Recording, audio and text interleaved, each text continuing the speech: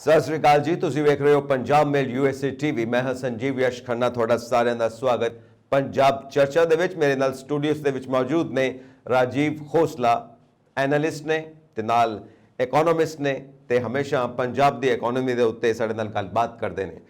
How are you sir? ਮਿਹਰਬਾਨੀ ਹੈ ਜੀ, परमात्मा ਦੀ ਪੂਰੀ ਉਮੀਦ ਹੈ ਕਿ ਸਾਡੇ ਦਰਸ਼ਕ ਵੀ ਬਹੁਤ ਅੱਛੇ ਹੋਣਗੇ। ਖੰਨਾ ਸਾਹਿਬ, ਤੁਹਾਡਾ ਬਹੁਤ ਸ਼ੁਕਰੀਆ ਮੈਨੂੰ ਆਪਣੇ ਵਿਚਾਰ ਰੱਖਣ ਦਾ ਮੌਕਾ ਦਿੱਤਾ ਤੁਸੀਂ ਇਸ ਪਲੇਟਫਾਰਮ ਤੇ। Thank you very much sir.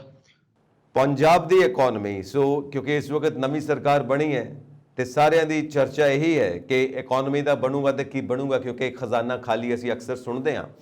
ਤੇ ਇੱਕ ਹੋਰ ਸਮੱਸਿਆ ਜਿਹੜੀ ਸਾਹਮਣੇ ਆਉਣ ਜਾ ਰਹੀ ਹੈ ਕੁਝ ਮਹੀਨੇ ਬਾਅਦ, GST ਪ੍ਰੋਬਲਮ, ਉਹਦੇ ਬਾਰੇ ਅੱਜ ਅਸੀਂ ਗੱਲਬਾਤ ਕਰਾਂਗੇ।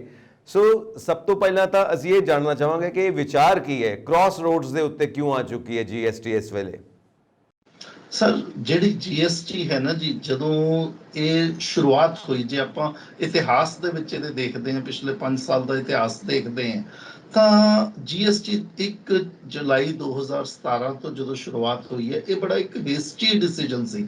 ਭਾਵੇਂ ਪਾਰਲੀਮੈਂਟ ਦੇ ਵਿੱਚ ਉਸ ਵੇਲੇ ਦੀਵਾਲੀ ਮਨਾਈ ਗਈ ਸੀਗੀ, ਪਰ ਇਹ ਜਿਹੜਾ GST ਵਾਲਾ ਜਿਹੜਾ ਸਾਰਾ ਸਿਸਟਮ ਸੀਗਾ, ਇਹ ਬਹੁਤ ਹਫੜਾ ਦਫੜੀ ਦੇ ਵਿੱਚ ਲਿੱਤਾ ਗਿਆ। ਉਸ ਵੇਲੇ ਡਿਸੀਜਨ ਸੀਗਾ, ਕਿਉਂਕਿ ਜਿਹੜੀ ਸਰਕਾਰੀ ਜਿਹੜੀ ਮਸ਼ੀਨਰੀ ਹੈ, ਉਹ ਤਾਂ ਇਹਨੂੰ ਇਹ ਕਹਿੰਦੀ ਹੈ ਵੀ GST ਇੱਕ ਲੈਂਡਮਾਰਕ ਅਚੀਵਮੈਂਟ ਹੈ, ਸਰਕਾਰ ਦੀ ਬਹੁਤ ਵੱਡੀ ਕਾਮਯਾਬੀ ਹੈ, ਕਿਉਂਕਿ ਸਰਕਾਰ ਨੇ ਸਾਰੇ ਟੈਕਸਾਂ ਨੂੰ ਸਬਸਿਊਮ ਕਰਕੇ, ਇਕੱਠਿਆਂ ਕਰਕੇ ਇੱਕ ਟੈਕਸ ਲਾਤਾ, ਔਰ ਸਿਰਫ 4 ਦਰਾਂ ਦੇ ਉੱਤੇ ਉਹ ਟੈਕਸ ਲੱਗਾ, 5, 12, 18 ਤੇ 28 ਦੀ ਦਰ ਤੇ। ਜਿਹੜੀਆਂ 5% ਦੀ ਦਰ ਹੈ, ਉਹਦੇ ਵਿੱਚ ਆਮ ਲੋਕਾਂ ਵਾਲੀਆਂ ਚੀਜ਼ਾਂ ਜਿਹੜੀਆਂ ਨੇ 12%, ਜਿਹੜੀ ਮਿਡਲ ਕਲਾਸ 18%, ਜਿਹੜੀ ਮਿਡਲ ਕਲਾਸ 28% ਜਿਹੜੀ ਹੈ ਉਹ ਰਿਚ ਲੋਕਾਂ ਦੀਆਂ ਚੀਜ਼ਾਂ ਨੇ, ਜਾਂ ਕੋਈ ਇਦਾਂ ਦੀਆਂ ਚੀਜ਼ਾਂ ਜਿਹੜੀਆਂ ਹੈਲਥ ਦੇ ਵਾਸਤੇ ਅੱਛੀਆਂ ਨਹੀਂ ਹੈ, ਸਿਗਰਟ, ਬੀੜੀ, ਪਾਨ, ਸ਼ਰਾਬ, ਇਦਾਂ ਦੀਆਂ ਚੀਜ਼ਾਂ ਜਿਹੜੀਆਂ ਨੇ ਉਹਨਾਂ ਨੂੰ, ਨਾਟ ਸ਼ਰਾਬ, ਸਿਗਰਟ, ਬੀੜੀ, ਪਾਨ ਜਿਹੜਾ 28% ਵਾਲੀ ਉਹਦੇ ਤੇ ਦਰ ਦੇ ਉੱਤੇ ਆਈਆਂ। ਪਰ ਇਹਦੇ ਨਾਲ ਹੋਇਆ ਕੀ ਕਿ ਜਿਹੜੀਆਂ ਸੂਬਾਈ ਸਰਕਾਰਾਂ ਸੀਗੀਆਂ, ਉਸ ਤੋਂ ਪਹਿਲਾਂ 2017 ਤੋਂ ਪਹਿਲਾਂ ਸਾਰੀਆਂ ਸੂਬਾਈ ਸਰਕਾਰਾਂ ਆਪਣੇ ਆਪ ਕਦੇ ਚੁੰਗੀ ਲਾਉਂਦੀਆਂ ਸੀ, ਆਕਟਰਾਏ, ਕਸਟਮਸ, ਜਿਹੜੀ ਸੇਲ ਟੈਕਸ, ਐਕਸਾਈਜ਼ ਡਿਊਟੀ, ਇਹ ਆਪਣੀ ਦਰ ਤੇ ਲਾਉਂਦੀਆਂ ਸੀ। ਤਾਮਿਲਨਾਡੂ ਕਿਸੇ ਹੋਰ ਰੇਟ ਤੇ ਲਾਉਂਦੀ ਸੀ, ਪੰਜਾਬ ਕਿਸੇ ਹੋਰ ਰੇਟ ਤੇ ਲਾਉਂਦੀ, ਕੇਰਲਾ ਦੇ ਵਿੱਚ ਕਿਸੇ ਰੇਟ ਤੇ ਲੱਗਦਾ ਸੀ, ਹਰਿਆਣਾ ਦੇ ਵਿੱਚ ਕਿਸੇ ਹੋਰ ਰੇਟ ਤੇ ਲੱਗਦਾ ਸੀ। GST ਨੇ ਇੱਕ ਯੂਨੀਫਾਰਮ ਰੇਟ ਬਣਾਉਣ ਦੀ ਕੋਸ਼ਿਸ਼ ਕੀਤੀ, ਤੇ ਇਸ ਜਿਹੜੀ ਮੁਹਿੰਮ ਹੋਈ ਹੈ, ਇਹਦੇ ਚ ਹੋਇਆ ਕਿ ਜਿੰਨੀ ਵੀ ਸਟੇਟਸ ਨੂੰ ਆਪਣੀਆਂ 70% ਤਕਰੀਬਨ ਚੀਜ਼ਾਂ ਦੀ ਰਾਈਟਸ ਜਿਹੜੀਆਂ ਨੇ ਟੈਕਸ ਲਾਉਣ ਦੀਆਂ, ਉਹ ਕੇਂਦਰ ਸਰਕਾਰ ਨੂੰ ਦੇਣੀਆਂ ਪਈਆਂ। ਹੁਣ ਸਿਰਫ 30% ਇਦਾਂ ਦੀਆਂ ਚੀਜ਼ਾਂ ਨੇ ਜਿਹਦੇ ਉੱਤੇ ਜਿਹੜੇ ਸੂਬਾਈ ਸਰਕਾਰਾਂ ਨੇ ਉਹ ਟੈਕਸ ਲਾ ਸਕਦੀਆਂ, ਜਿਵੇਂ ਕਿ ਲੈਂਡ ਹੋ ਗਿਆ, ਰਜਿਸਟਰੀਆਂ ਕਰਾਣੀਆਂ, ਸ਼ਰਾਬ ਹੋ ਗਈ, ਬਿਜਲੀ ਹੋ ਗਈ, ਮੋਟਰ ਵਹੀਕਲਸ ਹੋ ਗਏ। ਇਹ ਚੀਜ਼ਾਂ ਨੇ ਜਿਹੜੀਆਂ ਸਟੇਟ ਦੇ ਹੱਕ ਦੇ ਵਿੱਚ ਆਉਂਦੀਆਂ ਨੇ। ਜੇ ਬਾਕੀ ਸਾਰੀਆਂ ਜਿਹੜੀਆਂ ਚੀਜ਼ਾਂ ਨੇ, ਉਹ 70% ਚੀਜ਼ਾਂ ਸੈਂਟਰ ਗਵਰਨਮੈਂਟ ਦੇ ਹੱਥ 'ਚ ਚਲੀਆਂ ਗਈਆਂ। ਤਾਂ ਕਿਤੇ ਨਾ ਕਿਤੇ ਸਟੇਟਸ ਨੇ ਆਪਣੀਆਂ ਜਿਹੜੀਆਂ ਇਕਨੋਮਿਕ ਰਾਈਟਸ ਸੀਗੀਆਂ ਟੈਕਸ ਲਾਉਣ ਦੀਆਂ, ਉਹ ਸਰੈਂਡਰ ਕੀਤੀਆਂ ਨੇ, ਉਹ ਸੈਂਟਰ ਗਵਰਨਮੈਂਟ ਨੂੰ ਦੇ ਦਿੱਤੀਆਂ। ਸੈਂਟਰ ਗਵਰਨਮੈਂਟ ਨੇ ਇਹਦੇ ਬਦਲੇ, ਉਸ ਵੇਲੇ ਅਰੁਣ ਜੇਟਲੀ ਜੀ ਸੀਗੇ ਫਾਈਨਾਂਸ ਮਿਨਿਸਟਰ, ਉਹਨਾਂ ਨੇ ਕਿਹਾ, ਕਿਉਂਕਿ ਸਟੇਟਸ ਨੂੰ ਇੱਕ ਖਦਸ਼ਾ ਸੀਗਾ ਕਿ ਹੋ ਸਕਦਾ ਆਉਣ ਵਾਲੇ ਕੁਝ ਸਾਲਾਂ ਦੇ ਵਿੱਚ ਜੇ GST ਜਾਂ ਟੈਕਸ ਦੇ ਨਾਲ, ਕਿਉਂਕਿ ਸਟੇਟਸ ਦੇ ਖਜ਼ਾਨੇ ਖਾਲੀ ਰਹਿ ਸਕਦੇ ਨੇ, ਜਿਹੜੇ ਸਟੇਟਸ ਟੈਕਸ ਲਾ ਰਹੇ ਸੀ, ਹੁਣ ਸਾਰਾ ਕੁਝ ਉਹਨਾਂ ਨੇ ਸੈਂਟਰ ਗਵਰਨਮੈਂਟ ਨੂੰ ਦੇ ਦਿੱਤਾ, ਤਾਂ ਸਟੇਟਸ ਦੇ ਖਜ਼ਾਨੇ ਖਾਲੀ ਰਹਿ ਸਕਦੇ। 30% ਜਿਹੜਾ ਹੈ ਉਹ ਸਾਰਾ ਕੰਮ ਨਹੀਂ ਕਰ ਸਕਦਾ, ਟੈਕਸ ਜਿਹੜਾ 100% ਉਹਨੂੰ ਕਾਮਯਾਬ ਨਹੀਂ ਕਰ ਸਕਦਾ। ਤਾਂ ਉਸ ਵੇਲੇ ਇੱਕ ਫਾਰਮੂਲਾ ਲੱਭਿਆ ਗਿਆ, ਉਸ ਫਾਰਮੂਲੇ ਦੇ ਹਿਸਾਬ ਦੇ ਨਾਲ ਇਹ ਕਿਹਾ ਗਿਆ ਕਿ ਜਿਹੜੀਆਂ ਸੂਬਾਈ ਸਰਕਾਰਾਂ ਨੇ, ਇਹਨਾਂ ਨੂੰ 14% ਦੇ ਉੱਤੇ, 14% ਰੇਟ ਦੇ ਉੱਤੇ ਹਰ ਸਾਲ 2015-16 ਦੇ ਪ੍ਰਾਈਸਿਸ ਦੇ ਉੱਤੇ ਵੀ ਹਰ ਸਾਲ 14% ਦੀ ਦਰ ਦੇ ਉੱਤੇ ਇਹਨਾਂ ਨੂੰ ਕੰਪਨਸੇਟ ਕੀਤਾ ਜਾਏਗਾ, ਜਿੰਨਾ ਇਹਨਾਂ ਦਾ ਘੱਟ ਹੈ। ਜੇ ਇੱਕ ਸਟੇਟ 1 ਲੱਖ ਕਰੋੜ ਰੁਪਈਆ ਲੈਂਦੀ ਸੀ, ਮੰਨ ਲਈਏ ਆਪਾਂ, ਜਾਂ 1000 ਕਰੋੜ ਰੁਪਈਆ ਉਹਨੂੰ ਕੁੱਲ ਮਿਲਾ ਕੇ ਆਉਂਦਾ ਸੀ, ਤਾਂ ਜੀ ਹੁਣ ਆ ਰਿਹਾ ਸਟੇਟ ਨੂੰ 700 ਕਰੋੜ 300 ਕਰੋੜ ਦਾ ਜਿਹੜਾ ਸਟੇਟ ਨੂੰ ਘਾਟਾ ਪਿਆ ਉਸ ਵੇਲੇ ਜੇਟਲੀ ਸਾਹਿਬ ਉਹਨਾਂ ਨੇ ਇਹ ਸਟੇਟ ਦੇ ਫਾਈਨਾਂਸ ਮਿਨਿਸਟਰਸ ਔਰ ਚੀਫ ਮਿਨਿਸਟਰਸ ਦੀ ਬੈਠਕ ਕਰਕੇ ਇਹ ਐਗਰੀਮੈਂਟ ਕੀਤਾ ਕਿ 14% ਦੀ ਦਰ ਤੇ ਆ ਜਿਹੜਾ 300 ਕਰੋੜ ਰੁਪਏ ਦਾ ਘਾਟਾ ਇਹਨੂੰ ਪੂਰਾ ਕੀਤਾ ਜਾਏਗਾ। ਜੀ ਤਾਂ ਇਸ ਤਰੀਕੇ ਦੇ ਨਾਲ ਇੱਕ ਕੰਪਰੋਮਾਈਜ਼ਿੰਗ ਫਾਰਮੂਲਾ ਉਸ ਵੇਲੇ ਬਣਿਆ ਸੀ। ਪਰ ਹੋਇਆ ਕੀ ਹੈ, ਜਿਹੜੀ ਹੁਣ ਤੁਸੀਂ ਗੱਲ ਕੀਤੀ ਹੈ ਵੀ ਸਟੇਟਸ GST ਔਨ ਦਾ ਕ੍ਰਾਸ ਰੋਡਸ, ਇਹ ਕ੍ਰਾਸ ਰੋਡਸ ਤੇ ਕਿਉਂ ਆਇਆ, ਕਿਉਂ ਪ੍ਰੋਬਲਮ ਕਿਉਂ ਹੈ? ਦੋ ਰਸਤੇ ਦੇ ਵਿੱਚ ਕਿਉਂ ਆ ਰਹੇ ਨੇ, ਕਿਉਂ ਸੈਂਟਰ ਆਪਣੀ ਡਫਲੀ ਵਜਾ ਰਹੀ ਹੈ ਤਾਂ ਜਿਹੜੀਆਂ ਸੂਬਾਈ ਸਰਕਾਰਾਂ ਨੇ ਉਹ ਕੁਝ ਹੋਰ ਗੱਲ ਕਹਿ ਰਹੀਆਂ ਨੇ। ਤੁਸੀਂ ਕੁਝ ਕਹਿਣਾ ਚਾਹੁੰਦੇ ਹੋ ਸਰ? ਮੈਂ ਇਹੀ ਮੈਂ ਤੁਹਾਨੂੰ ਪੁੱਛ ਰਿਹਾ ਕਿ ਜਿਹੜੀ ਇਹ ਪ੍ਰੋਬਲਮ ਹੈ ਸਟੇਟ ਗਵਰਨਮੈਂਟ ਦੇ ਵਿੱਚ ਤੇ ਸੈਂਟਰ ਗਵਰਨਮੈਂਟ ਦੇ ਵਿੱਚ ਜਿਹੜੀ ਇਹ ਪ੍ਰੋਬਲਮ ਕ੍ਰੀਏਟ ਹੋ ਰਹੀ ਹੈ, ਇਹਦੇ ਬਾਰੇ ਐਕਸਪਲੇਨ ਕਰੋ ਸਾਨੂੰ। ਇਹ ਜਿਹੜੀ ਸਮੱਸਿਆ ਹੈ ਇਹ 2020 ਤੋਂ ਬਾਅਦ ਆਣੀ ਸ਼ੁਰੂ ਹੋਈ ਹੈ, ਜਦੋਂ ਹਿੰਦੁਸਤਾਨ ਦੇ ਵਿੱਚ ਕਰੋਨਾ ਦੇ ਕਾਰਨ ਲੋਕਡਾਊਨ ਲੱਗੇ। ਲੋਕਡਾਊਨ ਦਾ ਅਸਰ ਜਿਹੜਾ ਹੈ, ਜਿਹੜੀ ਤਾਲਾਬੰਦੀ ਹੋਈ, ਉਸ ਤੋਂ ਬਾਅਦ ਇੱਕ ਤਾਂ ਸੈਂਟਰ ਗਵਰਨਮੈਂਟ ਨੇ ਕੀਤੀ, ਮੋਦੀ ਸਾਹਿਬ ਨੇ ਜਦੋਂ ਅਪ੍ਰੈਲ ਦੇ ਵਿੱਚ ਜਾਂ ਮਾਰਚ 2022 ਦੇ ਲਾਗੇ ਜਿਹੜੀ ਕੀਤੀ ਸੀ 2020 ਦੇ ਵਿੱਚ। ਉਸ ਤੋਂ ਬਾਅਦ ਜਿਹੜੀਆਂ ਸੈਕਿੰਡ ਵੇਵ ਆਈ ਤਾਂ ਉਹਦੇ ਵਿੱਚ ਜਿਹੜੀਆਂ ਸਟੇਟਸ ਨੇ ਉਹਨਾਂ ਨੇ ਪਾਰਸ਼ੀਅਲ ਲੋਕਡਾਊਨ ਰੱਖੇ। ਉਹਨਾਂ ਨੇ ਆਪਣੇ ਕਿਸੇ ਨੇ ਕਿਹਾ ਵੀ ਅਸੀਂ ਨਹੀਂ ਚੱਲਣ ਦੇਵਾਂਗੇ, ਜਾਂ ਫੈਕਟਰੀਆਂ ਚੱਲਣਗੀਆਂ, ਅੱਧੀਆਂ ਚੱਲਣਗੀਆਂ ਐਂਡ ਸੋ ਔਨ। ਉਹਦੇ ਕਾਰਨ ਕੀ ਹੋਇਆ ਕਿ ਸਾਰੀਆਂ ਜਿਹੜੀਆਂ ਆਰਥਿਕ ਗਤੀਵਿਧੀਆਂ ਸੀਗੀਆਂ ਉਹ ਡਿਸਰਪਟ ਹੋ ਗਈਆਂ। ਸਰਕਾਰਾਂ ਨੂੰ ਜਿਹੜਾ ਟੈਕਸਾਂ ਦੇ ਤੌਰ ਤੇ ਮਾਲੀਆ ਇਕੱਠਾ ਹੁੰਦਾ ਸੀ, ਪੈਸਾ ਇਕੱਠਾ ਹੁੰਦਾ ਸੀ, ਉਹ ਨਹੀਂ ਆਇਆ। ਜਦੋਂ ਸਰਕਾਰਾਂ ਕੋਲ ਪੈਸਾ ਨਹੀਂ ਆਇਆ ਤਾਂ ਉਹ 14% ਦੀ ਜਿਹੜੀ ਆਪਾਂ ਗੱਲ ਕਰ ਰਹੇ ਹਾਂ ਉਹਦੀ ਕੰਪਨਸੇਸ਼ਨ ਦੇਣਾ ਉਹਨਾਂ ਦੇ ਲਈ ਔਖਾ ਹੋ ਗਿਆ। ਤਾਂ ਉਸ ਵੇਲੇ ਕੇਂਦਰ ਸਰਕਾਰ ਨੇ ਕੀ ਕਿਹਾ ਕਿ ਅਸੀਂ ਕਰਜ਼ਾ ਲੈਨੇ ਆ ਤੇ ਕਰਜ਼ਾ ਲੈ ਕੇ ਅਸੀਂ ਸੂਬਿਆਂ ਨੂੰ ਉਹ 14% ਦੀ ਦਰ ਦੇ ਉੱਤੇ ਪੈਸਾ ਦੇਣਾ ਜਾਰੀ ਰੱਖਾਂਗੇ। ਤਾਂ ਕੇਂਦਰ ਸਰਕਾਰ ਨੇ 1.1 ਲੱਖ ਕਰੋੜ ਦਾ 1.10 ਲੱਖ ਕਰੋੜ ਰੁਪਏ ਦਾ ਕਰਜ਼ਾ ਜਿਹੜਾ 2020-21 ਦੇ ਵਿੱਚ ਲਿੱਤਾ, ਔਰ 1.59 ਲੱਖ ਕਰੋੜ ਦਾ ਖਰਚਾ ਜਿਹੜਾ ਹੈ 2021-22 ਦੇ ਵਿੱਚ ਲਿੱਤਾ, ਤਾਂ ਕਿ ਸਟੇਟਸ ਜਿਹੜੀਆਂ ਨੇ ਉਹਨਾਂ ਨੂੰ ਪੈਸਾ ਮਿਲਦਾ ਜਾਏ। ਹੁਣ ਪ੍ਰੋਬਲਮ ਕੀ ਹੈ ਕਿ ਸਟੇਟਸ ਕਹਿੰਦੀ ਵੀ ਸਾਨੂੰ ਉਸ ਵੇਲੇ ਪੈਸੇ ਥੋੜੇ ਮਿਲੇ ਕਿਉਂਕਿ ਇਕਨੋਮਿਕ ਐਕਟੀਵਿਟੀਜ਼ ਜਿਹੜੀਆਂ ਨੇ ਘਟ ਗਈਆਂ ਸੀ। ਤਾਂ ਇਸ ਕਰਕੇ ਹੁਣ ਇੱਥੇ ਕ੍ਰਾਸ ਰੋਡਸ ਆਉਂਦਾ ਵੀ ਸਟੇਟਸ ਮੰਗਦੀਆਂ ਨੇ ਕਿ ਸਾਨੂੰ 2 ਤੋਂ 3 ਸਾਲ ਦੇ ਲਈ ਜਾਂ 5 ਸਾਲ ਦੇ ਲਈ, ਕਿਉਂਕਿ ਕੇਰਲਾ ਨੇ 5 ਸਾਲ ਦੀ ਗੱਲ ਕੀਤੀ ਹੈ, ਜਿਹੜੇ ਛੱਤੀਸਗੜ੍ਹ ਦੇ ਮੁੱਖ ਮੰਤਰੀ ਉਹਨਾਂ ਨੇ 2 ਸਾਲ ਦੀ ਗੱਲ ਕੀਤੀ। ਉਹ ਕਹਿੰਦੇ ਵੀ 2 ਸਾਲ ਦੇ ਲਈ ਇਸ ਕੰਪਨਸੇਸ਼ਨ ਨੂੰ ਹੋਰ ਵਧਾਇਆ ਜਾਵੇ। ਔਰ ਜਿਹੜੇ ਕੇਰਲਾ ਦੇ ਮੁੱਖ ਮੰਤਰੀ ਨੇ ਜਾਂ ਉਹਨਾਂ ਦੇ ਵਿੱਤ ਮੰਤਰੀ ਨੇ, ਉਹਨਾਂ ਨੇ ਗੱਲ ਕੀਤੀ ਹੈ ਕਿ ਇਸ ਨੂੰ 5 ਸਾਲ ਦੇ ਲਈ ਹੋਰ ਵਧਾਇਆ ਜਾਵੇ ਜਿਹੜੀ ਕੰਪਨਸੇਸ਼ਨ ਸਾਨੂੰ ਮਿਲ ਰਹੀ ਹੈ। ਉਹਨਾਂ ਦਾ ਕਹਿਣਾ ਇਹ ਹੈ ਕਿ ਸਾਨੂੰ, ਕਿਉਂਕਿ ਪੈਸਾ ਜਿਹੜਾ ਕਰੋਨਾ ਦੀ ਮਾਰ ਸਾਡੇ ਉੱਤੇ ਵੀ ਪੂਰੀ ਪਈ ਹੈ, ਭਾਵੇਂ ਤੁਸੀਂ ਸਾਨੂੰ ਕੰਪਨਸੇਟ ਕੀਤਾ, ਪਰ ਇਸ ਵੇਲੇ ਸਾਡੀ ਜਿਹੜੀ ਫਾਈਨੈਂਸ਼ੀਅਲ ਕੰਡੀਸ਼ਨ ਹੈਗੀ ਹੈ ਉਹ ਬਹੁਤ ਜ਼ਿਆਦਾ ਮਾੜੀ ਹੋਈ ਹੈ।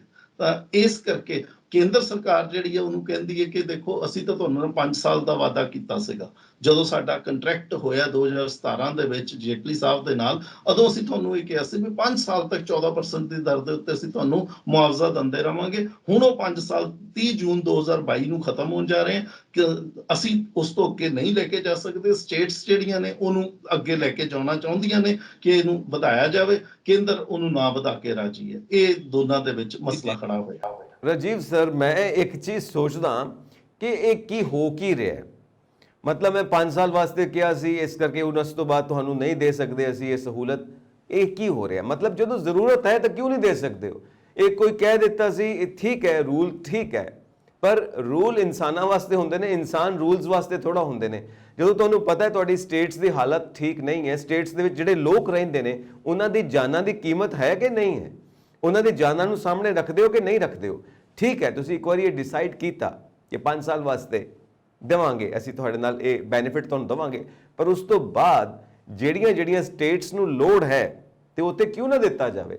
ਇਹਦੇ ਕੀ ਕੋਈ ਰੀਜ਼ਨ ਥੋੜਾ ਹੈ ਕਿ 5 ਸਾਲ ਬਾਅਦ ਅਸੀਂ ਹੱਥ ਖੜੇ ਕਰ ਦੇਵਾਂਗੇ ਕਿ ਜੂਨ 2022 ਤੋਂ ਬਾਅਦ, ਤੇ ਜੂਨ 2022 ਤੋਂ ਬਾਅਦ ਜਿੱਥੇ ਲੋੜ ਹੈ ਤੇ ਉਹ ਕਿੱਥੇ ਜਾਣ? ਉਹਨਾਂ ਨੇ ਸੈਂਟਰ ਕੋਲ ਹੀ ਆਣਾ ਨੇ, ਸਾਰੀਆਂ ਸਟੇਟਸ ਨੇ। ਤੇ ਸਾਰੀਆਂ ਸਟੇਟਸ ਮਿਲ ਕੇ ਯੂਨਾਈਟਿਡਲੀ क्यों नहीं कोई लेटर या कोई नहीं कोई एप्लीकेशन, कोई रिक्वेस्ट क्यों नहीं भेजते सेंट्रल गवर्नमेंट कोल, क्यों नहीं मिलते प्रेजिडेंट ऑफ इंडिया नूं कि सानू लोड़ है ते साडी हेल्प की जाए? क्योंकि ये स्टेट्स भारत दियां ही ने, सेंट्रल गवर्नमेंट दियां ही ने, कितों बाहरों तां नहीं गईयां। ਤੁਹਾਡੀ ਗੱਲ ਬਿਲਕੁਲ ਵਾਜਬ ਹੈ ਜੀ। ਸਟੇਟ ਗਵਰਨਮੈਂਟਸ ਜਿਹੜੀਆਂ ਖਾਸ ਕਰਕੇ ਜਿਹੜੀਆਂ ਨਾਨ BJP ਰੂਲਡ ਸਟੇਟਸ ਨੇ, ਸੀਐਮ ਜਿਹੜੇ ਭੁਪੇਸ਼ ਬਘੇਲ ਨੇ ਛੱਤੀਸਗੜ੍ਹ ਦੇ, ਉਹਨਾਂ ਨੇ ਪਿਛਲੇ ਹਫਤੇ ਦੇ ਵਿੱਚ ਇੱਕ ਚਿੱਠੀ ਲਿਖੀ ਹੈ।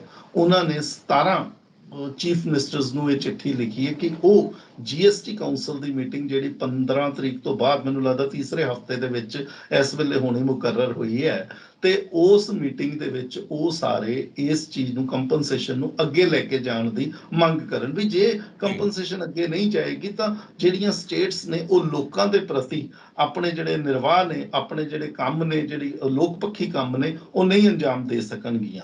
ਤਾਂ ਠੀਕ ਹੈ, ਉਹਨਾਂ ਦਾ ਆਪਣਾ ਮਤ ਹੈ, ਉਹਨਾਂ ਨੇ ਇਹ ਕਿਹਾ। ਕੇਰਲਾ ਦੇ ਮੁੱਖ ਮੰਤਰੀ ਜਿਹੜੇ ਨੇ, ਉਹਨਾਂ ਨੇ ਆਪਣੀ ਗੱਲ ਕੀਤੀ ਕਿ 2 ਨਹੀਂ, ਇਹ 5 ਸਾਲ ਦੇ ਲਈ ਹੋਣੀ ਚਾਹੀਦੀ ਹੈ। ਪੰਜਾਬ ਦੇ ਮੁੱਖ ਮੰਤਰੀ ਭਗਵੰਤ ਮਾਨ ਜੀ ਗਏ ਸੀਗੇ, ਇਹਨਾਂ ਦਾ ਹਾਲਾਂਕਿ ਜੀਐਸਟੀ ਦੇ ਨਾਲ ਡਾਇਰੈਕਟਲੀ ਇਹਨਾਂ ਦਾ ਰਾਸਤਾ ਘੱਟ ਸੀ, ਲੇਕਿਨ ਇਹਨਾਂ ਨੇ ਆਪਾਂ ਗੱਲ ਕੀਤੀ ਸੀ ਵੀ 1 ਲੱਖ ਕਰੋੜ ਰੁਪਏ 2 ਸਾਲ ਦੇ ਲਈ ਇਹ ਇਹਨਾਂ ਨੇ ਉੱਥੋਂ ਸਪੈਸ਼ਲ ਪੈਕੇਜ ਦੀ ਮੰਗ ਕੀਤੀ ਹੈ।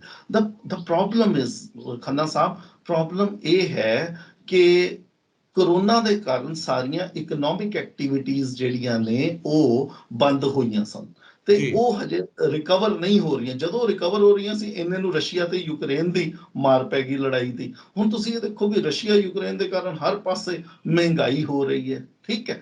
ਹੁਣ ਪ੍ਰੋਬਲਮ ਇਹ ਹੈ ਵੀ 14% ਦੀ ਦਰ ਦੇ ਉੱਤੇ ਤਾਂ ਮੈਨੂੰ, ਜੇ ਮੈਂ ਰੈਸ਼ਨਲੀ ਸੋਚਾਂ, ਲੌਜੀਕਲੀ ਸੋਚਾਂ, ਤਾਂ ਮੈਨੂੰ ਲੱਗਦਾ ਵੀ ਸ਼ਾਇਦ ਕੇਂਦਰ ਸਰਕਾਰ 14% ਦਾ ਮੁਆਵਜ਼ਾ ਅੱਗੇ 2 ਸਾਲ 5 ਸਾਲ ਨਹੀਂ ਦੇ ਸਕੇਗੀ, ਕਿਉਂਕਿ ਜਦੋਂ ਸਾਡੀ ਆਪਣੀ ਗਰੋਥ ਜਿਹੜੀ ਹੈ ਉਹ 7-8% ਤੇ ਆ ਰਹੀ ਹੈ। ਰੋਜ਼ ਅਸੀਂ ਦੇਖ ਰਹੇ ਹਾਂ ਵੀ ਕਦੇ ਇਕਰਾ ਨੇ, ਕਦੇ ਯੂਨਾਈਟਿਡ ਨੇਸ਼ਨਸ ਨੇ, ਕਦੇ ਮੋਰਗਨ ਸਟੈਨਲੇ ਨੇ, ਕਦੇ ਜਿਹੜੀ ਜੇਪੀ ਮੋਰਗਨ ਹੈ, ਇਹ ਜਿਹੜੀਆਂ ਏਜੰਸੀਜ਼ ਨੇ, ਈਵਨ ਆਰਬੀਆਈ, ਇਹ ਲਗਾਤਾਰ ਸਾਡੀ ਗਰੋਥ ਨੂੰ 2022-23 ਵਾਲੀ ਨੂੰ ਡਾਊਨਗ੍ਰੇਡ ਕਰ ਰਹੇ ਹੈ। ਜਦੋਂ ਅਸੀਂ 10% ਦੀ ਗਰੋਥ ਲਾ ਕੇ ਚੱਲੇ, 9 ਤੋਂ 10% ਦੀ ਗਰੋਥ ਤੋਂ ਚੱਲੇ ਸੀ, ਤੇ ਹੁਣ ਜਿਹੜੇ ਐਸਟੀਮੇਟਸ ਆ ਰਹੇ ਉਹ 7 ਤੋਂ 8% ਆ ਰਹੇ। ਸਾਡੀ ਗਰੋਥ ਜਿਹੜੀ ਹੈ ਡਾਊਨਗ੍ਰੇਡ ਹੋ ਰਹੀ ਹੈ, ਤੇ ਅਸੀਂ ਇਹਨਾਂ ਨੂੰ 14% ਦੇ ਉੱਤੇ ਮੁਆਵਜ਼ਾ ਦੇਣ ਦੇ ਹੱਕ ਦੇ ਵਿੱਚ, ਜਾਂ ਅਸੀਂ ਉਸ ਲੈਵਲ ਦੇ ਵਿੱਚ ਨਹੀਂ, ਉਸ ਪੱਧਰ ਤੇ ਅਸੀਂ ਇਹਨਾਂ ਨੂੰ, ਸਟੇਟਸ ਨੂੰ 14% ਦੇ ਉੱਤੇ ਨਹੀਂ ਮੁਆਵਜ਼ਾ ਦੇ ਸਕਾਂਗੇ। ਇਹ ਮੈਨੂੰ ਰੈਸ਼ਨਲੀ ਲੱਗਦਾ। ਲੇਕਿਨ ਸਟੇਟਸ ਜਿਹੜੀਆਂ ਨੇ ਇਸ ਵੇਲੇ, ਤੁਹਾਡਾ ਪ੍ਰਸ਼ਨ ਠੀਕ ਹੈ ਵੀ ਸੂਬਿਆਂ ਨੂੰ ਇਸ ਵੇਲੇ ਕਿਤੇ ਨਾ ਕਿਤੇ ਸਰਕਾਰ ਦੇ ਨਾਲ ਬਹਿ ਕੇ ਗੱਲਬਾਤ ਕਰਨੀ ਚਾਹੀਦੀ ਹੈ, ਵੀ ਇਦਾਂ ਨਾ ਹੋਵੇ ਵੀ ਆਮ ਲੋਕਾਂ ਨੂੰ ਇਸ ਚੀਜ਼ ਦਾ ਨੁਕਸਾਨ ਭਰਨਾ ਪਏ। ਬਿਲਕੁਲ ਸਹੀ ਗੱਲ ਹੈ। ਹੁਣ ਇੱਕ ਪੁਆਇੰਟ ਤੇ ਆਪਾਂ ਆਉਂਦੇ ਹਾਂ, ਮੰਨ ਲਓ ਸੈਂਟਰਲ ਗਵਰਨਮੈਂਟ ਨਹੀਂ ਮੰਨਦੀ, ਤਾਂ ਸਟੇਟ ਗਵਰਨਮੈਂਟਸ ਦੇ ਉੱਤੇ ਕੀ ਇਫੈਕਟ ਪਏਗਾ? ਜੋ ਸਟੇਟਸ ਦੇ ਵਿੱਚ ਰਹਿਣ ਵਾਲੇ ਲੋਕ ਨੇ ਉਹਨਾਂ ਦੇ ਉੱਤੇ ਕੀ ਇਫੈਕਟ ਪਏਗਾ ਪੰਜਾਬ ਦੇ ਪੁਆਇੰਟ ਆਫ ਵਿਊ ਤੋਂ? ਕਿਉਂਕਿ ਕਿਸੇ ਵੀ ਪੁਆਇੰਟ ਆਫ ਵਿਊ ਤੋਂ ਲੈ ਲਓ, ਗੱਲ ਤਾਂ ਸਟੇਟ ਦੀ ਹੋ ਰਹੀ ਹੈ ਤੇ ਸੈਂਟਰ ਤੇ ਸਟੇਟ ਦੇ ਰਿਲੇਸ਼ਨਸ ਦੀ ਹੋ ਰਹੀ ਹੈ। ਅਗਰ ਨਹੀਂ ਮੰਨਦੀ central government, then state government ਦੇ ਉੱਤੇ ਕੀ ਅਸਰ ਪਏਗਾ ਇਹਦਾ? ਤਾਂ ਸਟੇਟ ਗਵਰਨਮੈਂਟ ਦੇ ਉੱਤੇ ਤਾਂ ਜਿਹੜਾ ਅਸਰ ਪਏਗਾ, ਲੋਕਾਂ ਦੇ ਉੱਤੇ ਬਹੁਤ ਮਾੜਾ ਪ੍ਰਭਾਵ ਪੈਣ ਜਾ ਰਿਹਾ। ਉਹ ਕਿਸ ਤਰ੍ਹਾਂ, ਮੈਂ ਆਪਣੀ ਗੱਲ ਸਾਂਝੀ ਕਰਦਾ ਜੀ ਤੁਹਾਡੇ ਨਾਲ। ਹੋਏਗਾ ਕਿ ਇੱਥੋਂ ਦੀ ਹੁਣ ਜਿਹੜੀ ਪ੍ਰੋਪੋਜੀਸ਼ਨ ਬਣ ਰਹੀ ਹੈ ਉਹ ਇਹ ਹੈ ਕਿ ਸਟੇਟਸ, ਜੇ ਦੋਨੋਂ, ਜਿਹੜੀ ਸੈਂਟਰ ਦੀ ਔਰ ਸਟੇਟ ਦੀ ਜਿਹੜੀ ਮਸ਼ੀਨਰੀਜ਼ ਹੈ, ਇਹ ਅੜ ਜਾਂਦੀਆਂ, ਸਟੇਟਸ ਕਹਿੰਦੀ ਇਹਨੂੰ ਵਧਾਓ ਕੰਪਨਸੇਸ਼ਨ ਨੂੰ, ਸੈਂਟਰ ਕਹਿੰਦੀ ਹੈ ਨਾ ਵਧਾਓ।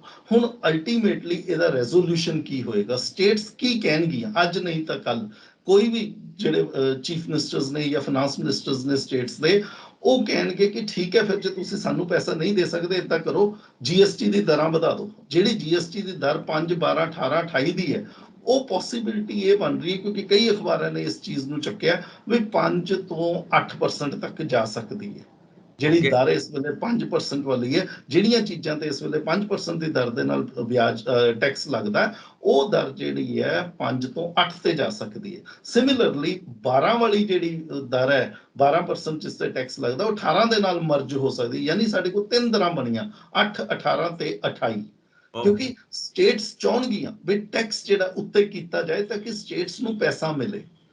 ਹੌਲੀ ਹੌਲੀ ਅਸੀਂ ਦੇਖ ਰਹੇ ਹਾਂ ਵੀ ਕਰਜ਼ਾ ਵੀ ਮਹਿੰਗਾ ਹੁੰਦਾ ਜਾ ਰਿਹਾ, ਤਾਂ ਸਟੇਟਸ ਜੇ ਲੋਨ ਲੈਣ ਵੀ ਗਈਆਂ ਤਾਂ ਸਟੇਟਸ ਦੇ ਲਈ ਲੋਨ ਲੈਣਾ, ਕਰਜ਼ਾ ਲੈਣਾ ਵੀ ਵਿਆਜ ਵੱਧ ਤੇ ਮਿਲੇਗਾ, ਤਾਂ ਸਟੇਟਸ ਤਾਂ ਹਰ ਪਾਸਿਓਂ ਮਾਰੀਆਂ ਜਾਣਗੀਆਂ। ਇੱਕ ਪਾਸੇ ਸਟੇਟਸ ਜਿਹੜੀਆਂ ਨੇ ਵੀ ਜੀਐਸਟੀ ਦਾ ਪੂਰਾ ਪੈਸਾ ਨਹੀਂ ਮਿਲ ਰਿਹਾ, ਕੰਪਨਸੇਸ਼ਨ ਨਹੀਂ ਆਣੀ, ਉਹਦੇ ਕਰਕੇ ਮਾਰੀ ਜਾਣਗੀਆਂ। ਦੂਜੇ ਪਾਸੇ ਜੇ ਸਟੇਟਸ ਬੋਰੋ ਕਰਨ ਜਾਣਗੀਆਂ, ਉੱਥੇ ਵੀ ਵਿਆਜ ਵੱਧ ਤੇ ਮਿਲੇਗਾ, ਤਾਂ ਵੀ ਸਟੇਟ ਮਾਰੀ ਜਾਏਗੀ। ਤੇ ਇਸ ਕਰਕੇ ਸਟੇਟਸ ਜਿਹੜੀਆਂ ਨੇ ਇਹ ਚਾਹਣਗੀਆਂ ਕਿ ਇਹ ਜਿਹੜਾ ਜੀਐਸਟੀ ਦੇ ਜਿਹੜੇ ਰੇਟਸ ਨੇ ਇਹਨਾਂ ਦੀ ਰਿਵੀਜ਼ਨ ਹੋਵੇ। ਜੇ ਜੀਐਸਟੀ ਦੇ ਰੇਟਸ ਦੀ ਰਿਵੀਜ਼ਨ ਹੋ ਜਾਂਦੀ ਹੈ ਉਹ ਬਹੁਤ ਹੀ ਘਾਤਕ ਹੋਏਗੀ। ਆਮ ਲੋਕਾਂ ਦੇ ਉੱਤੇ ਮਹਿੰਗਾਈ ਦਾ ਇੱਕ ਹੋਰ ਅਟੈਕ ਹੋਏਗਾ। ਅਸੀਂ ਦੇਖ ਰਹੇ ਹਾਂ ਆਲਰੇਡੀ ਹਵਾਈ ਜਹਾਜ਼ਾਂ ਦੇ ਇੰਧਨ ਦੀ ਮਹਿੰਗਾਈ ਹੋਈ ਹੈ, ਅਸੀਂ ਦੇਖ ਰਹੇ ਹਾਂ ਨੈਚੁਰਲ ਗੈਸ ਦੀ ਮਹਿੰਗਾਈ ਹੋਈ ਹੈ, ਪੈਟਰੋਲ ਡੀਜ਼ਲ ਦੀ ਮਹਿੰਗਾਈ ਚੱਲ ਰਹੀ ਹੈ, ਖਾਣੇ ਵਾਲੇ ਤੇਲ ਦੀ ਮਹਿੰਗਾਈ ਚੱਲ ਰਹੀ ਹੈ, ਕਾਰਾਂ ਦੀ, ਟੋਲ ਟੈਕਸ ਦੀ, ਹਰ ਚੀਜ਼ ਦੀ ਮਹਿੰਗਾਈ ਚੱਲ ਰਹੀ ਹੈ ਇਨਸੀਡੈਂਟਲੀ। ਔਰ ਇਹ ਜਿਹੜਾ ਹੈ ਇੱਕ ਮਹਿੰਗਾਈ ਦਾ ਹੋਰ ਅਟੈਕ ਲੋਕਾਂ ਦੇ ਉੱਤੇ ਆ ਸਕਦਾ ਹੈ। ਸੋ ਪੰਜਾਬ ਦੀ ਹਾਲਤ, ਪੰਜਾਬ ਦੇ ਖਜ਼ਾਨੇ ਦੀ ਹਾਲਤ ਮਾੜੀ ਹੈ। ਅਸੀਂ ਜਾਣਦੇ ਹਾਂ ਘਾਟੇ ਵਿੱਚ ਹਾਂ ਔਰ ਬਹੁਤ ਜ਼ਿਆਦਾ ਕਰਜ਼ਾ ਹੈ, ਬਹੁਤ ਜ਼ਿਆਦਾ ਵਿਆਜ ਦੇਣਾ ਪੈਂਦਾ, ਸਾਡੇ ਖਰਚੇ ਪੂਰੇ ਨਹੀਂ ਹੁੰਦੇ ਪਏ। ਸੋ ਪੰਜਾਬ ਦੇ ਕੰਟੈਕਸਟ ਵਿੱਚ ਦੱਸੋ ਕੀ ਫਿਊਚਰ ਦੇਖਦੇ ਹੋ ਪੰਜਾਬ ਦਾ ਜੇ ਸੈਂਟਰ ਗਵਰਨਮੈਂਟ ਵੱਲੋਂ ਹੈਲਪ ਨਹੀਂ ਮਿਲਦੀ? ਦੈਨ ਵਾਟ? ਪੰਜਾਬ ਦਾ ਫਿਊਚਰ ਵੀ ਇਸੇ ਤਰੀਕੇ ਦੇ ਨਾਲ ਮਾੜਾ ਹੈ। ਪੰਜਾਬ ਇੱਕ ਛੋਟੀ ਸਟੇਟ ਹੈ ਜਿੱਥੇ ਇੰਡਸਟਰੀਜ਼ ਨਹੀਂ ਹੈਗੀਆਂ। ਜਿਹੜੀਆਂ ਸਟੇਟਸ ਇੰਡਸਟਰੀ ਡਿਵੈਲਪਡ ਹੈ, ਜਿੱਦਾਂ ਅਸੀਂ ਮਹਾਰਾਸ਼ਟਰ ਦੀ ਗੱਲ ਕਰੀਏ, ਮਹਾਰਾਸ਼ਟਰ ਦੇ ਵਿੱਚ ਜ਼ਿਆਦਾ ਟੈਕਸ ਅਰਜਤ ਕਰਦੀ ਹੈ ਉੱਥੇ ਦੀ ਸਰਕਾਰ। ਪੰਜਾਬ ਦੇ ਵਿੱਚ ਟੈਕਸਸ ਜਿਹੜੇ ਨੇ ਘੱਟ ਹੈ। ਔਰ ਜਿਹੜੀ ਨਵੀਂ ਸਰਕਾਰ ਆਈ ਹੈ ਇਹ ਤਾਂ ਆਈ ਫ੍ਰੀਬੀਜ਼ ਦੇ ਸਿਰ ਤੇ ਹੈ ਵੀ ਅਸੀਂ ਬਿਜਲੀ ਦੇ ਟੈਕਸ, ਬਿਜਲੀ ਫ੍ਰੀ ਕਰ ਦਾਂਗੇ। ਅਸੀਂ ਜਦੋਂ ਕੇਜਰੀਵਾਲ ਜੀ ਦਾ ਬਿਆਨ ਦੇਖਦੇ ਹਾਂ, ਭਗਵੰਤ ਮਾਨ ਜੀ ਦਾ ਬਿਆਨ ਦੇਖਦੇ ਹਾਂ, ਉਹ ਕਹਿੰਦੇ ਵੀ ਅਸੀਂ ਜੀ ਨਵੇਂ ਟੈਕਸ ਨਹੀਂ ਲਾਵਾਂਗੇ ਬਿਜਲੀ ਦੇ ਉੱਤੇ, ਪਾਵਰ ਦੇ ਉੱਤੇ ਟੈਕਸ ਨਹੀਂ ਲੱਗੇਗਾ। ਇਹਦਾ ਮਤਲਬ ਕੀ ਹੈ ਵੀ ਸਟੇਟ ਦੀ ਜਿਹੜੀ ਇਕਨੋਮਿਕ ਹਾਲਤ ਹੈ ਉਹ ਹੋਰ ਖਸਤਾ ਰਹੇਗੀ। ਤੁਸੀਂ ਉਹਦੇ ਤੇ ਨਹੀਂ ਲਾਓਗੇ, ਤੁਸੀਂ ਕਿਸੇ ਹੋਰ ਚੀਜ਼ ਤੇ ਲਾ ਦੋਗੇ, ਤੁਸੀਂ ਗੱਡੀਆਂ ਤੇ ਲਾ ਦੋਗੇ, ਤੁਸੀਂ ਲੈਂਡ ਦੀ ਰਜਿਸਟਰੀ ਵਧਾ ਦੋਗੇ, ਤੁਸੀਂ ਟੋਲ ਟੈਕਸ ਵਧਾ ਦੋਗੇ। ਤਾਂ ਕਿਤੇ ਨਾ ਕਿਤੇ ਤਾਂ ਇਹ ਜਿਹੜਾ ਟ੍ਰਾਂਸਫਰ ਹੋਣਾ ਹੀ ਹੋਣਾ। ਲੋਕਾਂ ਨੂੰ ਆਪਣੀ ਪਿੱਠ ਮਜ਼ਬੂਤ ਕਰ ਲੈਣੀ ਚਾਹੀਦੀ ਹੈ। ਪੰਜਾਬੀਆਂ ਨੂੰ ਇਹ ਟੈਕਸ ਦੀ ਮਾਰ ਹੋਣੀ ਹੈ ਔਰ ਹੋਰ ਇਨਫਲੇਸ਼ਨ ਜਿਹੜੀ ਹੈ, ਪ੍ਰਾਈਸਿਸ ਜਿਹੜੇ ਨੇ ਵਧਣੇ ਆ ਹਰ ਚੀਜ਼। ਸੋ ਇਹਦਾ ਕੋਈ ਰਿਜ਼ਲਟ ਨਹੀਂ ਨਿਕਲੇਗਾ, ਕੋਈ ਆਊਟਕਮ ਨਹੀਂ ਹੈ, ਕੋਈ ਵੇ ਆਊਟ ਨਹੀਂ ਹੈ ਕਿ ਸੈਂਟਰ ਨੂੰ ਕਿੱਦਾਂ ਮਨਾਇਆ ਜਾਵੇ ਕਿ ਇਹ ਜਿਹੜੀ ਸਾਡੀ ਟਸਲ ਖੜੀ ਹੋ ਗਈ ਹੈ, ਪ੍ਰੋਬਲਮ ਖੜੀ ਹੋ ਗਈ ਹੈ, ਟਕਰਾਵ ਖੜਾ ਹੋ ਗਿਆ, ਇਹਨੂੰ ਖਤਮ ਕਰੋ ਤੇ ਸੈਂਟਰ ਹੈਲਪ ਕਰੇ ਪੰਜਾਬ ਦੀ, ਸੈਂਟਰ ਹੈਲਪ ਕਰੇ ਸਾਰੀਆਂ ਸਟੇਟਸ ਦੀ। ਇਹਦਾ ਕਿੱਦਾਂ ਆਪਾਂ ਰਸਤਾ ਕੱਢੀਏ, ਇਸ ਸਮੱਸਿਆ ਨੂੰ ਹੱਲ ਕਿਵੇਂ ਕਰਨਾ ਹੈ? ਦੇਖੋ ਜੀ, ਸੈਂਟਰ ਦਾ ਜਿਹੜਾ ਇਸ ਵੇਲੇ ਐਟੀਟਿਊਡ ਹੈ ਉਹ ਵੀ ਕੋਈ ਕਿਸੇ ਤਰੀਕੇ ਦੇ ਨਾਲ ਨਰਮ ਰੁਖ ਨਹੀਂ ਅਪਣਾ ਰਹੀ। ਸੈਂਟਰ ਕਹਿੰਦੀ ਹੈ ਵੀ ਅਸੀਂ ਪਹਿਲਾਂ 1.10 ਲੱਖ ਕਰੋੜ ਰੁਪਏ ਦਾ ਕਰਜ਼ਾ ਲੈ ਕੇ ਤੁਹਾਨੂੰ ਅਸੀਂ ਮੁਆਵਜ਼ਾ ਦਿੱਤਾ। ਉਸ ਤੋਂ ਬਾਅਦ 2021 ਆਇਆ, 21-22 ਦੇ ਵਿੱਚ 1,59,000 ਕਰੋੜ ਦਾ ਫਿਰ ਕਰਜ਼ਾ ਲਿੱਤਾ। ਹੁਣ ਜਿਹੜਾ ਬਜਟ ਆਇਆ 2022-23 ਦੇ ਵਿੱਚ ਅਸੀਂ ਫਿਰ ਤੁਹਾਨੂੰ 1 ਲੱਖ ਕਰੋੜ ਦੇ ਕਰਜ਼ੇ ਦੀ ਆਫਰ ਦਿੱਤੀ ਹੈ। ਠੀਕ, ਤਾਂ ਸੈਂਟਰ ਕਹੇਗਾ ਵੀ ਅਸੀਂ ਜਦੋਂ ਤੁਹਾਨੂੰ ਸਾਰੀ ਚੀਜ਼ ਨੂੰ ਮੁਹੱਈਆ ਕਰਵਾ ਰਹੇ ਹਾਂ ਫਿਰ ਤੁਸੀਂ ਸਾਡੇ ਕੋਲ ਹੋਰ ਕਿਸ ਤਰ੍ਹਾਂ ਮੰਗ ਸਕਦੇ ਹੋ। ਪਰ ਇੱਥੇ ਸਾਨੂੰ ਸਟੇਟਸ ਦੀ ਹਾਲਤ ਦੇ ਉੱਤੇ ਵੀ ਤਰਸ ਖਾਣਾ ਚਾਹੀਦਾ ਹੈ। ਸਾਨੂੰ ਸਮਝਣ ਦੀ ਲੋੜ ਹੈ ਵੀ ਸਟੇਟਸ ਦੀ ਹਾਲਤ ਜਿਹੜੀ ਹੈ ਸਾਰੀਆਂ ਦੀ ਉਹ ਕਰੋਨਾ ਦੇ ਕਾਰਨ ਬਹੁਤ ਜ਼ਿਆਦਾ ਫ੍ਰੇਜਾਈਲ ਹੋ ਚੁੱਕੀਆਂ ਨੇ, ਬਹੁਤ ਜ਼ਿਆਦਾ ਉਹ ਲਾਸਸ ਦੇ ਵਿੱਚ ਜਾ ਰਹੀਆਂ ਨੇ।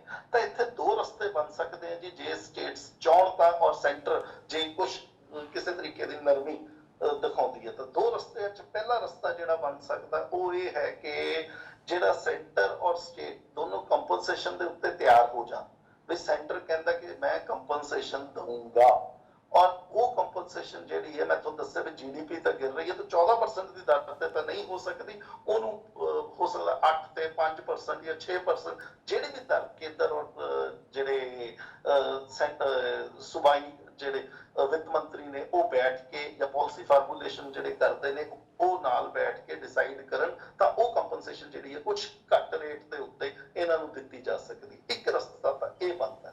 ਦੂਸਰਾ ਰਸਤਾ ਜਿਹੜਾ ਬਣਦਾ ਉਹ ਇਹ ਹੈ ਜਿੱਦਾਂ ਕੈਨੇਡਾ ਦੀ ਜਦੋਂ ਅਸੀਂ ਗੱਲ ਕਰਦੇ ਤਾਂ ਕੈਨੇਡਾ ਦੇ ਵਿੱਚ ਜਿਹੜੇ ਪ੍ਰੋਵਿੰਸਸ ਨੇ ਉਹਨਾਂ ਨੂੰ ਆਟੋਨਮੀ ਦਿੱਤੀ ਹੋਈ ਹੈ ਕਿ ਉਹ ਆਪਣੇ ਟੈਕਸਸ ਆਪ ਲਾ ਲੈਣ। ਤਾਂ ਕੇਂਦਰ ਸਰਕਾਰ ਜਿਹੜੀ ਹੈ ਹਿੰਦੁਸਤਾਨ ਦੇ ਵਿੱਚ ਵੀ ਪ੍ਰੋਵਿੰਸਸ ਨੂੰ ਜਾਂ ਸਟੇਟਸ ਨੂੰ ਆਪਣੀ ਆਟੋਨਮੀ ਦੇ ਦੇਵੇ ਕਿ ਉਹ ਆਪਣੇ ਟੈਕਸ ਆਪ ਲਾ ਲੈਣ। ਜੀਐਸਟੀ ਰਹੇਗਾ, ਜੀਐਸਟੀ ਕੇਂਦਰ ਸਰਕਾਰ ਦੀ ਲਾਈਨਸ ਦੇ ਹਿਸਾਬ ਨਾਲ, ਲੇਕਿਨ ਸਟੇਟਸ ਨੂੰ ਇੱਕ ਆਟੋਨਮੀ ਦਿੱਤੀ ਜਾਏਗੀ ਕਿ ਉਸ ਰੇਂਜ ਦੇ ਵਿੱਚ ਉਹ ਆਪਣੇ ਟੈਕਸ ਆਪ ਲਾ ਲੈਣ। ਉਹਦੇ ਵਿੱਚ ਕੁਝ ਆਟੋਨਮੀ ਵਾਲਾ ਫੈਕਟਰ ਆ ਜਾਏ। ਰਾਜੀਵ ਜੀ, ਮੈਂ ਇੱਕ ਗੱਲ ਸੋਚਦਾ ਕਿ ਜੇ ਆਜ਼ਾਦੀ ਤੋਂ ਬਾਅਦ ਅਸੀਂ ਬੇਈਮਾਨੀ ਕਰਨੀ ਛੱਡ ਦਿੰਦੇ, ਅਸੀਂ ਬੇਈਮਾਨੀ ਨਾ ਕਰਦੇ, ਭ੍ਰਸ਼ਟਾਚਾਰ ਨਾ ਕਰਦੇ ਤਾਂ ਅੱਜ ਸਾਡੀ ਇਹ ਹਾਲਤ ਨਹੀਂ ਹੋਣੀ ਸੀ। ਕਿਉਂਕਿ ਕਈ ਮਾਹਿਰ ਮੰਨਦੇ ਨੇ, ਇੱਕ ਐਕਸਪਰਟਸ ਦਾ ਗਰੁੱਪ ਹੈ ਉਹ ਇਹ ਮੰਨਦਾ ਕਿ ਜਿੰਨਾ ਅੰਗਰੇਜ਼ਾਂ ਨੇ, ਕਿਉਂਕਿ ਅਸੀਂ ਅੰਗਰੇਜ਼ਾਂ ਦੇ ਗੁਲਾਮ ਰਹੇ ਹਾਂ ਤਕਰੀਬਨ 190 ਸਾਲ, ਜਿੰਨਾ ਅੰਗਰੇਜ਼ਾਂ ਨੇ 190 ਸਾਲਾਂ 'ਚ ਨਹੀਂ ਲੁੱਟਿਆ ਭਾਰਤ ਨੂੰ, ਉਹਨਾਂ ਭਾਰਤ ਦੇ ਖੁਦ ਲੋਕਾਂ ਨੇ 75 ਸਾਲਾਂ 'ਚ ਲੁੱਟ ਲਿਆ ਭਾਰਤ ਨੂੰ ਤੇ ਇਹ ਹਾਲਤ ਕਰਕੇ ਰੱਖ ਦਿੱਤੀ ਹੈ ਭਾਰਤ ਦੀ। ਸਵਿਸ ਬੈਂਕ ਭਰੇ ਪਏ ਨੇ ਕਾਲੀ ਕਮਾਈ ਦੇ ਨਾਲ। ਉਹ ਸਾਡੇ ਨੇਤਾਵਾਂ ਦੀ ਕਮਾਈ ਹੈ, ਜੋ ਇੱਥੇ ਸਾਡੇ ਦਲਾਲ ਬੈਠੇ ਨੇ ਉਹਨਾਂ ਦੀ ਕਮਾਈ ਹੈ, ਜੋ ਸਵਿਸ ਬੈਂਕ ਭਰੇ ਪਏ ਨੇ। ਸੋ ਸਾਡੇ ਭਾਰਤ ਦੇ ਲੋਕਾਂ ਦਾ ਇਹ ਹਾਲ ਹੈ ਕਿ ਅੱਜ ਅਸੀਂ ਰੋਟੀ ਖਾਣ ਲੱਗੇ ਵੀ ਸੋਚਦੇ ਆ ਕਿ ਇਸ ਟਾਈਮ ਖਾ ਲਈ ਤੇ ਅਗਲੇ ਟਾਈਮ ਕਿਵੇਂ ਮਿਲਣੀ ਹੈ।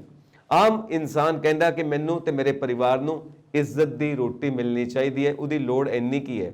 ਔਰ ਬੜੀ ਸ਼ਰਮ ਦੀ ਗੱਲ ਹੈ ਕਿ ਇਸ ਲੋੜ ਨੂੰ ਪੂਰੀ ਕਰਨ ਵਾਸਤੇ ਵੀ ਉਹਨੂੰ ਬਹੁਤ ਕੁਝ ਦੇਖਣਾ ਪੈਂਦਾ, ਬਹੁਤ ਕੁਝ ਸੋਚਣਾ ਪੈਂਦਾ। ਤੁਹਾਨੂੰ ਨਹੀਂ ਲੱਗਦਾ ਕਿ ਇੱਕ ਸਿੱਧਾ ਸਾਦਾ ਸਿਸਟਮ ਹੈ, ਫਾਈਨੈਂਸ਼ੀਅਲ ਸਿਸਟਮ, ਇਹਨੂੰ ਇੰਨਾ ਕੰਪਲਿਕੇਟਡ ਕਰਕੇ ਰੱਖ ਦਿੱਤਾ ਹੈ ਕਿ ਇਹ ਸਿਰਫ ਉਹਨਾਂ ਲੋਕਾਂ ਨੂੰ ਹੀ ਸਮਝ ਆਉਂਦਾ ਹੈ ਜਿਹੜੇ ਚਲਾਕ ਲੋਕ ਨੇ, ਜਿਹੜੇ ਇਸ ਸਿਸਟਮ ਨੂੰ ਡਿਜ਼ਾਈਨ ਕਰਦੇ ਨੇ। ਆਮ ਲੋਕਾਂ ਨੂੰ ਸਮਝ ਨਹੀਂ ਆਉਂਦਾ ਤੇ ਉਹ ਚਲਾਕ ਲੋਕ ਇਸ ਕਰਕੇ ਇਸ ਤਰ੍ਹਾਂ ਡਿਜ਼ਾਈਨ ਕਰਦੇ ਨੇ ਉਸ ਸਿਸਟਮ ਨੂੰ ਕਿ ਉਹ ਆਪਣੀਆਂ ਚਲਾਕੀਆਂ ਖੇਡ ਸਕਣ ਤੇ ਪਾਵਰ ਦੇ ਵਿੱਚ ਬਣੇ ਰਹਿਣ। Don't you think so? ਬਿਲਕੁਲ ਤੁਹਾਡੀ ਗੱਲ ਠੀਕ ਹੈ ਜੀ। ਜਿਹੜਾ ਤੁਹਾਡੀ ਗੱਲ ਦੇ ਵਿੱਚ ਪਹਿਲਾਂ ਤੁਸੀਂ ਗੱਲ ਕੀਤੀ ਹੈ, ਸਟੇਟਸ ਜਿਹੜੀ 190 ਸਾਲ ਦੀ ਜਾਂ 75 ਸਾਲ ਦੀ ਤੁਸੀਂ ਐਗਜ਼ਾਮਪਲ ਦਿੱਤੀ ਵੀ ਪਹਿਲਾਂ ਅੰਗਰੇਜ਼ ਲੁੱਟਦੇ ਰਹੇ, ਉਸ ਤੋਂ ਬਾਅਦ ਕਾਲੇ ਅੰਗਰੇਜ਼ ਆ ਗਏ, ਉਹ ਲੁੱਟਣਾ ਸ਼ੁਰੂ ਹੋ ਗਏ। ਤਾਂ ਇਦਾਂ ਹੈ ਜੀ ਵੀ ਅੱਜ ਦੀ ਡੇਟ ਦੇ ਵਿੱਚ ਜਿਹੜਾ ਅਲਫਾਜ਼ ਯੂਜ਼ ਹੁੰਦੇ ਨੇ ਵਰਲਡ ਵਾਈਡ, ਮੈਂ ਹਿੰਦੁਸਤਾਨ ਦੀ ਐਗਜ਼ਾਮਪਲ ਨਹੀਂ ਕਰਦਾ ਦਿੰਦਾ, ਕੌਮਾਂਤਰੀ ਪੱਧਰ ਦੇ ਉੱਤੇ ਇਦਾਂ ਕਿਹਾ ਜਾ ਰਿਹਾ ਕਿ ਸਟੇਟਸ ਜਿਹੜੀਆਂ ਨੇ, ਜਿਹੜੀਆਂ ਸਰਕਾਰਾਂ ਨੇ, ਉਹ ਤਾਂ ਗਰੀਬ ਹੋ ਗਈਆਂ, ਪਰ ਜਿਹੜੇ ਉੱਥੇ ਦੇ ਬਸ਼ਿੰਦੇ ਨੇ, ਕੁਝ ਬਸ਼ਿੰਦੇ, ਇਨਇਕੁਐਲਿਟੀ ਇੰਨੀ ਜ਼ਿਆਦਾ ਵੱਧ ਗਈ ਹੈ ਕਿ ਉਹ ਬਹੁਤ ਜ਼ਿਆਦਾ ਸਰਕਾਰਾਂ ਤੋਂ ਵੀ ਜ਼ਿਆਦਾ ਰਿਚ ਹੋ ਗਏ, ਦੇਸ਼ ਤੋਂ ਵੀ ਵੱਧ ਉਹਨਾਂ ਦੇ ਕੋਲ ਮਾਲੀਆ ਇਕੱਠਾ ਹੋ ਗਿਆ। ਤਾਂ ਇਹ ਪ੍ਰੋਬਲਮ ਜ਼ਰੂਰ ਆਈ ਹੋਈ ਹੈ। ਸਰਕਾਰਾਂ ਜੇ ਠੀਕ ਕੰਮ ਦੇ ਨਾਲ ਇਹ ਕੰਪਲਿਕੇਸ਼ਨਸ ਨਾ ਕਰਨ, ਜੇ ਲੋਕਾਂ ਨੂੰ ਸਿੱਧੇ ਤਰੀਕੇ ਦੇ ਨਾਲ ਸਮਝਾਉਣ ਵੀ ਆਹ ਚੀਜ਼ ਇਸ ਤਰੀਕੇ ਦੇ ਨਾਲ ਇੰਨਾ ਸਾਡੇ ਕੋਲ ਟੈਕਸ ਆ ਰਿਹਾ ਤੇ ਅਸੀਂ ਇੱਥੇ ਇੰਨੇ ਕੁ ਤਰੀਕੇ ਨਾਲ ਖਰਚੇ ਕਰ ਰਹੇ ਹਾਂ, ਫਿਰ ਇਹ ਸਮੱਸਿਆਵਾਂ ਦੂਰ ਹੋ ਜਾਣਗੇ। ਜਦੋਂ ਇਲੈਕਟੋਰਲ ਬੌਂਡਸ ਦੀ ਗੱਲ ਆਉਂਦੀ ਹੈ ਵੀ ਅਸੀਂ ਦੱਸਾਂਗੇ ਨਹੀਂ ਵੀ ਪੈਸਾ ਕਿੱਥੇ ਖਰਚ ਹੋ ਰਿਹਾ ਹੈ, ਜਾਂ ਪ੍ਰਾਈਮ ਮਿਨਿਸਟਰ ਆਫਿਸ ਦੇ ਵਿੱਚੋਂ ਕੋਈ ਵੀ ਰਿਪੋਰਟ ਨਹੀਂ ਨਿਕਲੇਗੀ ਕਿ ਅਸੀਂ ਪੈਸਾ ਜਿਹੜਾ ਹੈ ਉਹ ਕਿੱਥੇ ਖਰਚ ਕਰ ਰਹੇ ਹਾਂ, ਜਾਂ ਜਿਹੜੇ ਖਰਚੇ ਨੇ ਉਹਨਾਂ ਨੂੰ ਲੁਕਾਉਣ ਦੀ ਕੋਸ਼ਿਸ਼ ਕਰਾਂਗੇ, ਤਾਂ ਇਹ ਟ੍ਰਾਂਸਪੇਰੈਂਸੀ ਇਸ਼ੂਜ਼ ਜਿਹੜੇ ਨੇ ਉਹ ਪ੍ਰੋਬਲਮਸ ਆਉਂਦੀਆਂ ਰਹਿਣਗੀਆਂ, ਹੇਰਾ ਫੇਰੀਆਂ ਚੱਲਦੀਆਂ ਰਹਿਣਗੀਆਂ, ਸਾਡੇ ਇਸ਼ੂਜ਼ ਜਿਹੜੇ ਕੰਪਲੈਕਸ ਹੁੰਦੇ ਰਹਿਣਗੇ। ਲਿਓ ਟੋਲਸਟਾਏ ਦੀ ਕਹਾਣੀ ਹੈ ਕਿ how much land does A man need. ਇੱਕ ਬੰਦੇ ਨੂੰ ਕਿੰਨੀ ਕੁ ਜ਼ਮੀਨ ਚਾਹੀਦੀ ਆ ਸਾਰੀ ਜ਼ਿੰਦਗੀ ਦੇ ਵਿੱਚ, ਕਿਉਂਕਿ ਛੋਟੀ ਜੀ ਜ਼ਮੀਨ ਦੇ ਵਿੱਚ ਉਹਦਾ ਸਰੀਰ ਜਿਹੜਾ ਹੈ ਜਾਂ ਤਾਂ ਦਫਨਾ ਦਿੱਤਾ ਜਾਏਗਾ ਜਾਂ ਸਾੜ ਦਿੱਤਾ ਜਾਏਗਾ। ਸੋ ਇਹ ਹੈ ਜ਼ਿੰਦਗੀ ਦੀ ਸੱਚਾਈ ਕਿ ਮਿੱਟੀ ਦੇ ਵਿੱਚ ਮਿਲ ਜਾਣਾ, ਪਰ ਇਕੱਠਾ ਕਿਉਂ ਕਰਨ ਲੱਗੇ ਹੋਏ ਆ? ਪੈਸੇ ਦੀ ਭੁੱਖ ਕਿਉਂ ਪਈ ਹੋਈ ਹੈ? ਪੇਟ ਭਰਨ ਤੱਕ ਤਾਂ ਠੀਕ ਹੈ, ਪਰ ਪੇਟ ਭਰਨ ਤੋਂ ਅਸੀਂ ਪੇਟੀਆਂ ਭਰਨ ਵੱਲ ਤੁਰ ਪੈਂਦੇ ਹਾਂ। ਪੇਟ ਤਾਂ ਇੱਕ ਹੈ, ਭਰ ਗਿਆ, ਪਰ ਪੇਟੀਆਂ ਤਾਂ ਇੱਕ ਤੋਂ ਬਾਅਦ ਇੱਕ, ਇੱਕ ਤੋਂ ਬਾਅਦ ਇੱਕ ਕਈ ਹੋ ਸਕਦੀਆਂ ਨੇ, ਪੇਟੀਆਂ ਤਾਂ ਕਦੇ ਵੀ ਨਹੀਂ ਭਰਨੀਆਂ। ਸੋ ਇਹ ਲੋੜਾਂ ਤੋਂ ਬਾਅਦ ਅਸੀਂ ਪਤਾ ਨਹੀਂ ਕਿੱਥੇ ਤੁਰ ਪਏ ਹਾਂ, ਕਿਹੜੀਆਂ ਖੁਆਇਸ਼ਾਂ ਅਸੀਂ ਪੂਰੀਆਂ ਕਰਨੀਆਂ ਨੇ। ਇੱਕ ਬੜੀਆਂ ਖੂਬਸੂਰਤ ਲਾਈਨਾਂ ਨੇ ਰਾਜੀਵ ਜੀ, ਕਿਸੇ ਨੇ ਕਿਹਾ ਕਿ ਸਭ ਨੇ ਮਿੱਟੀ ਦੇ ਵਿੱਚ ਮਿਲ ਜਾਣਾ। ਇੱਕ ਅੰਗਰੇਜ਼ੀ ਦੀ ਪੋਇਮ ਹੈ ਡੈਥ ਦੀ ਲੈਵਲਰ, ਕਿ ਜਿਹੜੀ ਡੈਥ ਹੈ ਉਹ ਸਾਰਿਆਂ ਦਾ ਹਿਸਾਬ ਕਿਤਾਬ ਬਰਾਬਰ ਕਰ ਦਿੰਦੀ ਹੈ। ਤੇ ਉਹਦਾ ਇੱਕ मीनिंग निकलता है कि सोना चांदी खाने वाले इसी मिट्टी में आए और भूखे पेट सो जाने वाले इसी मिट्टी में आए, जीत के जश्न मनाने वाले इसी मिट्टी में आए और बिना कफन मर जाने वाले इसी मिट्टी में आए। सो मिट्टी ने तो सब नूं बराबर कर देना। सानू अकल आ जाए, सानू शर्म आवे कि असीं की करते पे हाँ, तो आपे असीं देश नूं भी संभाल लवांगे ते देशवासियों नूं भी संभाल लवांगे। बहुत बहुत शुक्रिया राजीव जी तुहाडा कि तुसीं समा कट के साडे दर्शकां नाल अपनी रिसर्च, अपने विचार साझे कीते और इसे तरह ही तुसीं पंजाब चर्चा दे विच जुड़दे रहोगे साडे नाल, असीं इस गल दी उम्मीद करते हैं। बहुत बहुत शुक्रिया। और तुहाडा भी बहुत बहुत शुक्रिया मेरे सारे दर्शकों का जो तुसीं पंजाब चर्चा का हिस्सा बनते हो। होर अपडेट्स के लिए वेखते रहो पंजाब मेल USA TV। सत श्री अकाल जी।